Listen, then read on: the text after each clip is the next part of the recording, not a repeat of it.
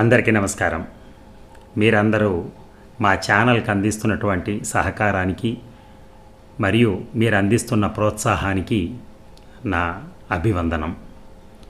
మీరు ఇలాగే ముందు నా ఛానల్ని ఇలాగే ఆశీర్వదించాలని, ఇలాగే నాతో నన్ను ప్రోత్సహించాలని మనస్ఫూర్తిగా కోరుకుంటూ మీకు తెలిసిన వాళ్ళని, మీ బంధువులని కూడా ఈ ఛానల్కి సబ్స్క్రైబ్ చేయించగలరని మనసారా కోరుకుంటూ మీ శ్రీనివాస్.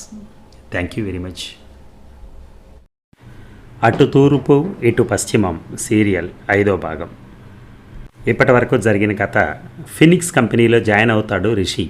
విలియం ఇచ్చిన అగ్రిమెంట్ కాగితాలపైన ఉన్న లీగల్ భాష అర్థం కాదు అతనికి.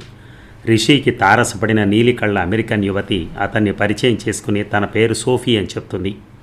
సోఫీ అతని పేరు, ఊరు అతని గురించి తెలిసినట్లే ఇంకా కొన్ని విశేషాలు చెప్పేసరికి రిషి ఆశ్చర్యపోతాడు. కంపెనీలో తనకిచ్చిన అగ్రిమెంట్లో సైన్ చేయమన్నారని సోఫీకి రిషి చెప్తాడు. తన స్నేహితురాలు లాయర్ మేరీని పిలుస్తుంది సోఫీ. సీఈఓ మైక్ని కలిసి రిషి అగ్రిమెంట్ చట్టవిరుద్ధంగా ఉందని నిలదీస్తుంది మేరీ. విలియంను పిలిపించి రిషికి అపాయింట్మెంట్ ఇప్పిస్తాడు మైక్. సోఫీ తన గురించి చెప్తుంది, కానీ రిషితో అతను తనకెలా తెలుసో చెప్పదు. హరి, రాజీవులతో సోఫీ పరిచయం గురించి చెప్తాడు రిషి. సోఫీతో రకరకాల ప్రదేశాలు చూస్తాడు. ఇద్దరి మధ్య బాగా చనువు పెరుగుతుంది. రాజీవ్ భార్య రాజీవ్ని ఎలా టార్చర్ పెడుతున్నది చెప్తాడు రిషితో హరి. ఇక జరగబోయేది విందామా? రిషి ఆఫీస్ నుంచి బయటకు వచ్చేటప్పటికి సోఫీ క్యాబ్తో సహా ఎదురు చూస్తోంది. ఆ క్యాబ్ ఎక్కడం తప్ప మరో మార్గం లేకపోయింది అతనికి. క్యాబ్ బయలుదేరాక ఎక్కడికి వెళ్తున్నాం మనం అంటూ అడిగాడు రిషి. ఎందుకంత ఆతృత? కాసేపు ఆగితే నీకే తెలుస్తుందిగా, చిలిపిగా అంది సోఫీ. కానీ కాసేపటికి ఎవరూ చెప్పకుండానే తెలిసిపోయింది ఎక్కడికి వెళ్తున్నామో. క్యాబ్ ఏమో వాల్ట్ డిస్నీ కన్సర్ట్ హాల్ వైపు వెళ్తోంది. అక్కడ జరగబోతున్న ఏఆర్ రెహమాన్ ప్రోగ్రాం గురించి పేపర్లో ప్రకటన ముందే చూసి ఉన్నాడు రిషి. కొంపతీసి మనం ఏఆర్ రెహమాన్ కన్సర్ట్కి వెళ్తున్నామా అని అడిగాడు ఆనందం ఆపుకోలేక. ఆ ప్రోగ్రాం వెళ్ళటానికి ఎవరి కొంప తీయనవసరం లేదు అని 2 పాసులు తీసి చూపిస్తూ, మా స్టూడియోలో ఒక ప్రొడ్యూసర్ దగ్గర ఈ పాసులు చూశాను, ఆయనకు వెళ్ళే ఉద్దేశం లేదంట, నా ఇంట్రెస్ట్ చూసి నాకు ఇచ్చాడు. ఇంతలో cab Walt Disney concert hall చేరుకుంది. ప్రపంచ ప్రఖ్యాత కన్సర్ట్ హాల్లోకి ప్రవేశిస్తున్నాం అనుకుంటూనే మనస్సు ఆనందం పులకరించిపోయింది. 4 ఎకరాల స్థలంలో ఉంది ఆ హాల్. చూడటానికి అది కాంక్రీట్తో కట్టిన భవనంలా కాక మెటల్ షీట్లు చుట్టిన ఆకారంలా ఉంటుంది. చూడటానికే వింతగా విలక్షణమైన ఆర్కిటెక్చర్తో ఉండే ఆ హాలు బయట నుంచి చూడటానికే బోలెడు మంది టూరిస్టులు వస్తూ ఉంటారు. దాంట్లో టికెట్ దొరకడం అంత తేలిక కాదు. ముఖ్యంగా ఇలాంటి ప్రత్యేక సందర్భాల్లో అయితే మరీ కష్టం. ఆ హాలు చూడటానికి బయట నుంచి ఎంత వింతగా ఉందో లోపల ఇంటీరియర్స్ కూడా కానీ డెకరేషన్ కానీ ఊపిరి ఆగేలా ఉన్నాయి. ఇక ఒకసారి హాల్లోకి ప్రవేశించాకైతే కళ్ళు తిప్పుకోలేకపోయాడు రిషి. అమెరికన్ మెంటాలిటీని ప్రతిబింబించేలా కలర్ఫుల్గా డిజైన్ చేసిన చైర్లు కళ్ళు చెదిరేలా కనిపిస్తున్నాయి. స్టేజీకి ఎదురుగా 3 లెవెల్స్ ఉన్నాయి. అవి కాక 2 లెవెల్స్ బాల్కనీలు ఉన్నాయి. ఎదురుగానే కాక 2 పక్కల బాల్కనీలు ఉన్నాయి. ఒకసారి చుట్టూ చూసి, మై గాడ్ ఎంతమంది పడతారు ఇందులో అన్నాడు రిషి. దాదాపు 2500 మంది చెప్పింది సోఫీ. హాల్లో ఏ మూల కూర్చున్న వారికైనా స్టేజీ స్పష్టంగా కనిపించేలా దీని ఆర్కిటెక్చర్ డిజైన్ చేశారు అంటూ ఆ హాల్ స్పెషాలిటీ వివరించింది. సరిగ్గా ఆ సమయానికి కన్సర్ట్ మొదలైంది. హాల్లో లైట్లు డిమ్ అయ్యాయి. స్టేజి మీద లైటింగ్ మరింత బ్రైట్ అయింది. ప్రేక్షకులను తన బృందంతో కలిసి దాదాపు 4 గంటలు ఏఆర్ రెహమాన్ తన మాయలో ముంచేశాడు. బాంబే సినిమాలోని గుమ్సుమ్ గుమ్సుమ్ ఆ పాట అంటూ మొదలై కహనాహి క్యా అంటూ సాగే పాటతో మొదలెట్టిన ప్రోగ్రాంతో కొన్ని తెలుగు పాటలు కూడా పాడారు. హమ్మ హమ్మ చెయ్య చెయ్య పాటలకు ఉర్రూతులగినటువంటి జనాలని రెహమాన్ స్వయంగా పాడిన క్వాజా మేరే క్యాజా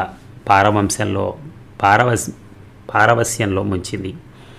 ఓ కన్నీయపై చూపున్నదయ ఎదుటిపడే చొరు ఉండదయ అని తెలుగులో పాడిన పుంజరి తంజి కొంజిక్కో అనే పాట తమిళంలో పాడిన, మలయాళంలో పాడిన ఇలాగే ఊగిపోయారు. జనమందరిలో మనం ఎవరం అంటే తెలుసుండాలి, ఒక విలువ ఉండాలి, ఘనచరిత్రలు గల కొందరిలో మన పేరుండాలి, తగు ప్లేస్ ఉండాలి అన్న రంగేళీ పాట కొంతమందినైనా తప్పక ప్రోత్సాహపరిచి ఉంటుందని అందరికీ అనిపించింది. రాత్రికి బాగా పొద్దుపోయి ప్రోగ్రాం నుంచి బయటకు వచ్చాక కూడా ఆ ట్రాన్స్ నుంచి బయటికి రాలేకపోయాడు రిషి. థ్యాంక్ యూ సోఫీ అంటూ ఎన్నిసార్లు చెప్పాడో లెక్కలేదు. అతని ఆనందాన్ని అబ్బురంగా చూస్తోంది సోఫీ.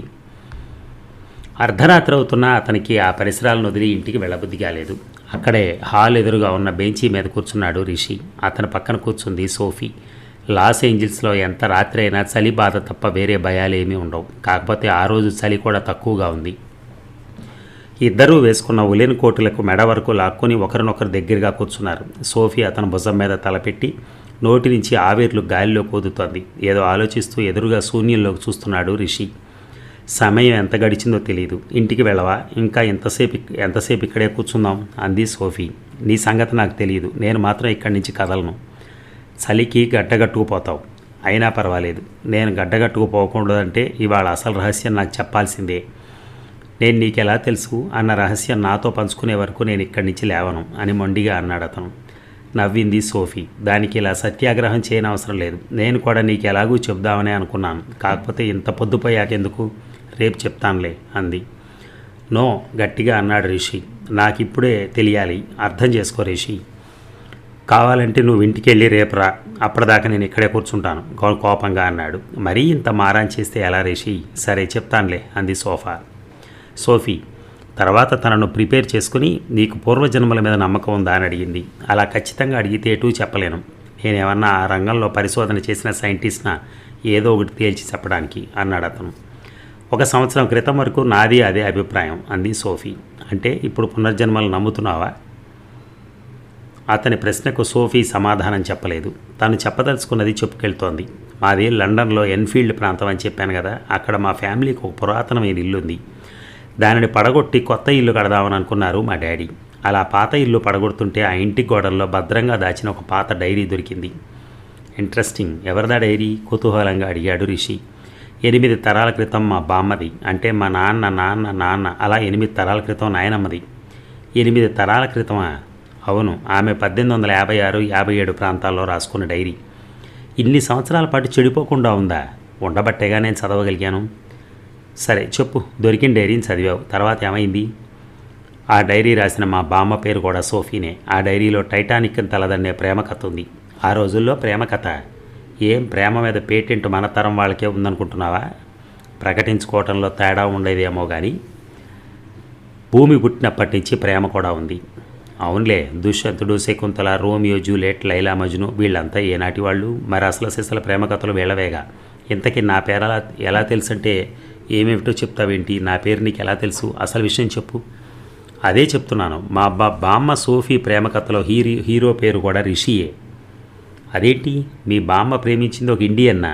ఖండాంతర ప్రేమ అన్నమాట. రిషి ఇంటి పేరు కూడా మీ ఇంటి పేరే. ఏదో యాదృచ్ఛికం అయి ఉంటుంది. అతను ఊరు కూడా మీ ఊరే. సో వాట్ అనబోయి ఆగిపోయాడు రిషి. ఒక క్షణం ఏదో ఆలోచించి ఇది అసలు నమ్మే విషయం కాదు. 8 తరాల క్రితం కాదు, 80 తరాల నుంచి కూడా మా ఊరిలో కానీ మా కుటుంబంలో కానీ ఎవ్వరూ దేశం కాదు, జిల్లా కూడా దాటలేదు. ఇది ఇక మీ బామ్మగారిని కలిసేది ఎక్కడ అన్నాడు కాన్ఫిడెంట్గా. సోనీ ఒక చూపు సీరియస్గా రిషి కేసు చూసింది. 8 తరాల వెనక మీ తాత దేశం దాటి ఉండకపోవచ్చు. మా బామ్మ 8 తరాల క్రితమే ఇండియాకి వెళ్ళింది. అయితే ఆ రోజుల్లోనే మీ బామ్మ మా తాత ప్రేమించుకున్నారా? సోనీ వైపు తిరిగి ఆశ్చర్యంగా అన్నాడు రిషి. ఉత్తినే ప్రేమించుకోవటం కాదు, అదో పెద్ద ప్రేమ కథ. నాకు మొదటి నుంచి సినిమా కథలు రాయాలని కోరిక. ఇంట్లో ఈ కథ దొరికాక కథ కోసం వెతకటం వృధా అనిపించింది. ఆ కథ పుచ్చుకొని లాస్ ఏంజిల్స్ వచ్చాను. స్టూడియోల చుట్టూ తిరగడం మొదలుపెట్టాను. మొదట్లో ఎవరూ పెద్దగా పట్టించుకోవాలా. క్రమంగా సోనీ సంస్థకి నా కథ ఐడియా నచ్చింది. దాన్ని డెవలప్ చేయమన్నారు. నాకు కథ మీద ఒక ఐడియా ఉంది. సినిమా ఎలా తీయాలో అవగాహన ఉంది. కానీ స్టూడియో అధిపతులను ఎలా ఒప్పించాలో తెలియటం లేదు. ఆ కథని ఎలాగైనా సరే సినిమాగా తీస్తే టైటానిక్ని తలదన్నే ప్రేమ కథ అవుతుందని నా నమ్మకం. రోజు కథ గురించి ఆలోచిస్తూ నా మనసులోని ఏ హీరోయిన్లు అయితే ఆ క్యారెక్టర్లు సరిపోతారో అని ఊహించుకుంటూ ఉండేదాన్ని. మా బామ్మ డైరీలో ఆమె కథతో పాటు 2 ఫోటోలు కూడా ఉన్నాయి. ఏమిటి? 1857లో ఫోటోలా? నీకు అంత అపనమ్మకం అనవసరం. మా నాయనమ్మ ఆ రోజుల్లో ఫేమస్ ఫోటోగ్రాఫర్ చెప్పింది సోఫీ. అయినా నువ్వు అసలు విషయానికి వెళ్ళకముందే అనవసరపు విషయాలను పట్టుకుని ఆశ్చర్యపోతున్నావు అంటూ చేతి సంచిలోంచి పాత డైరీ తీసింది సోఫీ. గత కొన్నాళ్ళుగా ఈ డైరీ నాతోనే ఉంటుంది. ఇది నా పక్కనుంటే నాకు కొండంత ధైర్యం అంటూ ఒక పేజీ తీసి అక్కడున్న ఫోటో చూపించింది. అచ్చు నీ ఫోటోలాగే ఉంది ఆశ్చర్యంగా అన్నాడు రిషి. మళ్ళీ తనే సర్ది చెప్పుకున్నట్టు దాందే ఉంది, మీ బామ్మ ఫోటోనే కదా, జీన్స్ ఎక్కడికి పోతాయి, అదే పోలికలతో పుట్టుంటావు అన్నాడు.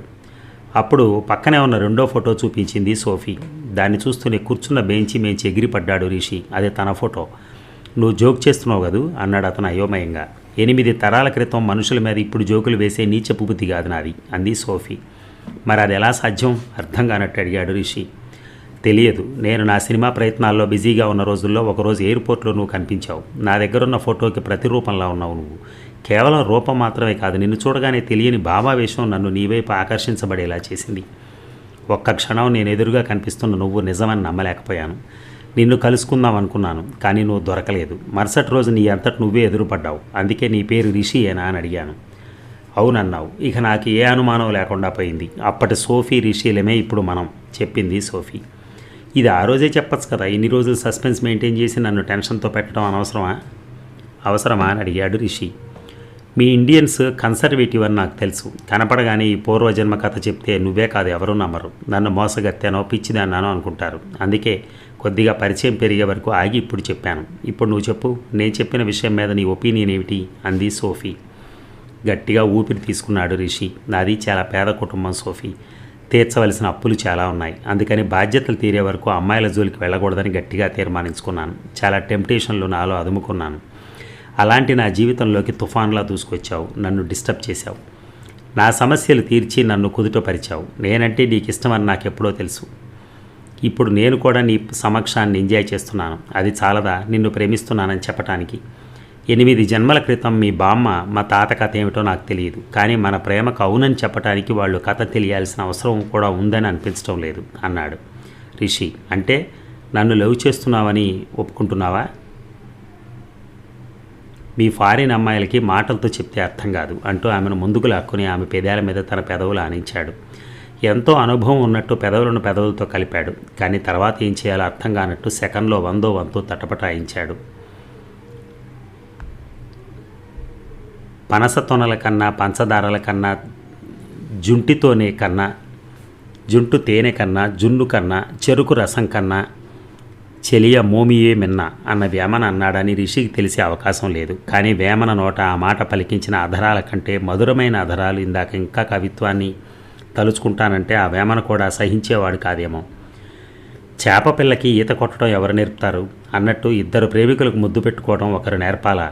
64 కళల్లో ముద్దు పెట్టుకోవడం కూడా ఒక కళ అని విన్నాడు. కానీ ముద్దు పెట్టుకోవడంలోనే 64 రకాలు ఉంటాయని తెలుసుకునేటప్పటికే తెల్లారిపోయింది. హాచ్ అంటూ గట్టిగా తుమ్మాడు రిషి. నెత్తిన తువాలు ముసుగులా వేసుకుని వేడి నీటి మీద బాంబు వేసి ఆవిరి పడుతున్నాడు. అతని బాధేమో కానీ అంతకంటే ఆతృతగా అతని చుట్టూ తిరుగుతున్నాడు హరి. ఒరేయ్, ఒక్కసారి ఆ ముసుగు తీయరా, సగం చెప్పి అత్తే ఎట్లారా, రాత్రి ఆమెందో పూర్తిగా చెప్పరా అంటూ మళ్ళీ అడుగుతున్నాడు. జలుబు బాగా ఉందిరా, ఊపిరి అట్టలేదు, మళ్ళీ ఆఫీస్కి వెళ్ళాలి, సాయంత్రం వచ్చాక చెప్తాలే. సాయంత్రం నువ్వు వచ్చేటప్పటికి అర్ధరాత్రిలో దాటుతుంది. నేను నిద్రపోయి చస్తాను, ఆపుకుందామని ఆగలేను. ఈ లోపల నీ దగ్గర ఇంకో స్టోరీ తయారై ఉంటుంది. ఇప్పుడు పూర్తిగా వినకుండా ఆఫీస్కి వెళ్ళినా ఇంకే పని మీద కాన్సన్ట్రేట్ చేయలేను. నా ధ్యాస ఎక్కడో ఉంటుందని మా మేనేజర్ వినకూడని తిడుతున్నాడు. నన్ను అర్థం చేసుకోరా, ఈ బాధల నుంచి నన్ను కాపాడరా, రాత్రి ఏం జరిగిందో చెప్పరా, ఏడుపు గొంతుతో అన్నాడు హరి. ఇక తప్పదన్నట్టు ముసుగు తీశాడు రిషి. అతని కళ్ళు ఎర్రగా ఉన్నాయి. ముక్కు బిగదీసుకుపోయి మాట మారింది. రాత్రి వాల్ట్ డిస్నీ కన్సర్ట్ హాల్లో. అబ్బా, మళ్ళీ మొదటి నుంచి కథొద్దు, అదంతా నాకు తెలుసు. బయట బెంచి మీద కూర్చుని నాకేమైందో చెప్పు. ఏముంది, ఆమె వాళ్ళ కుటుంబ వివరాలు చెప్పింది. 8 తరాల క్రితం ఆమె బామ్మ కథ చెప్పింది.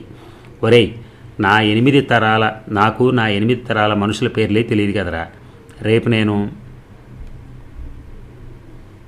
ఎవరినైనా అమ్మాయిని ఇష్టపడ్డాననుకో, ఆ అమ్మాయిని నీ 7వ తరం ప్రేమ కథ చెప్పమంటే నేను ఎక్కడ చెప్పి సస్తాను? ఈ పరీక్షలు ఏమిట్రా బాబు. సోఫీ తన బామ్మ కథ చెప్పింది, నన్ను చెప్పమనలేదు. పోనీలే, బ్రతికించావు. తర్వాత ఏమైందో చెప్పు. తర్వాత అవడానికి ఏముంది, ఈలోపు తెల్లారింది, లేచి ఇంటికి వచ్చాను.